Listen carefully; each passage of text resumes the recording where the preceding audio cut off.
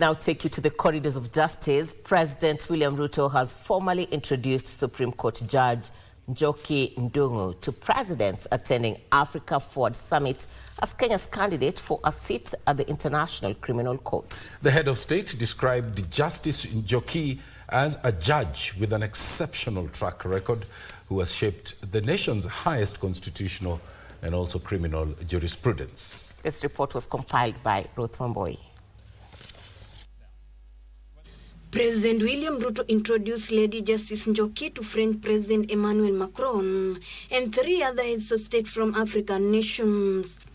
Justice Njoki Ndung'u is the principal architect of Kenya's Sexual Offences Act, a law that fundamentally transformed protection for survivors of gender-based violence.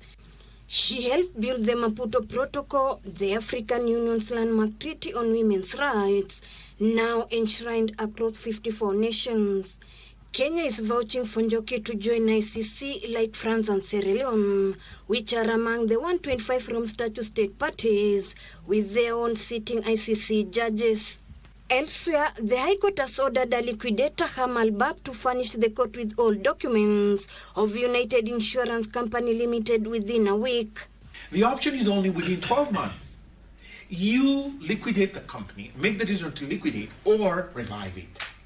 Now, for 21 years, somehow, the Commission of Insurance has found it necessary to keep the statutory management until the liquidation happened.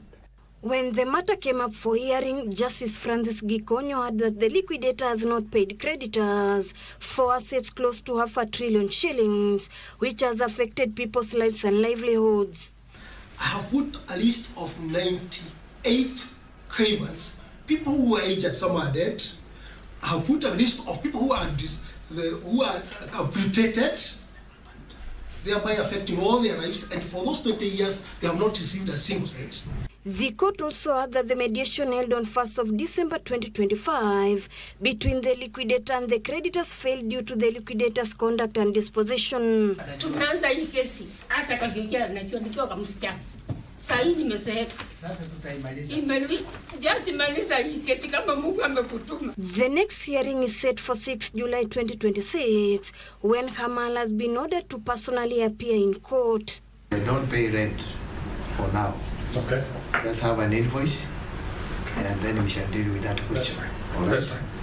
And then the shareholders and directors to apply for the setting aside of the liquidation order, and they do that within 21 days of today. Ruth Wamboi for Prime Edition.